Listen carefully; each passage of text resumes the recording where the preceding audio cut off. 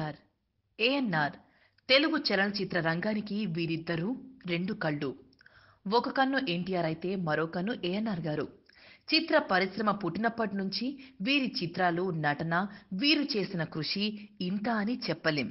అయితే ఏఎన్ఆర్ గారు వారి చివరి నిమిషం వరకు తెలుగు చిత్ర కళామ తల్లికి సేవలు అందించారు. ఇక ఆ కోవలోకే వస్తారు డి రామానాయుడు గారు. తెలుగు పరిశ్రమకి ఎన్నో ఆణిముత్యాలాంటి సినిమాలు అందించి ఎంతో ఖ్యాతిని గడించారు. వీరిరువురి తనయులు వెంకటేష్, నాగార్జునలు కూడా పెద్ద హీరోలు.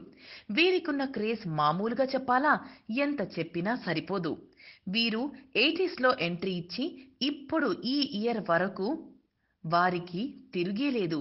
వారి నటన, వారి చిత్రాలు ఎంతో సూపర్ హిట్స్. వారు సాధించిన మైలురాళ్లు ఇన్ని అని చెప్పలేం. ఏఎన్ఆర్ గారు అప్పట్లో రామానాయుడు గారితో వియ్యమందుకున్నారు.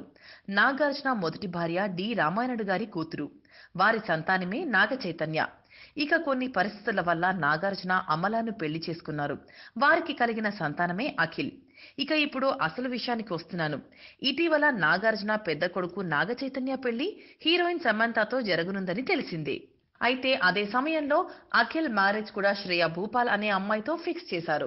కానీ కొన్ని కారణాల వల్ల వీరి ఎంగేజ్మెంట్ బ్రేక్ అయింది. ఇప్పుడు ఒక వార్త అక్కినేని వారి ఫ్యాన్స్ ను, ఇటు దగ్గుబాటి వారి ఫ్యాన్స్ ను సంబరపెడుతోంది. అదేంటంటే త్వరలో వెంకటేష్ కుమార్తె అంటే నాగార్జున మేనకోడల్ని అఖిల్ కి ఇచ్చి పెళ్లి జరిపించాలని అనుకుంటున్నారట. అయితే ఈ గుడ్ న్యూస్ ఇంకా అఫీషియల్ గా బయటకు రాలేదు.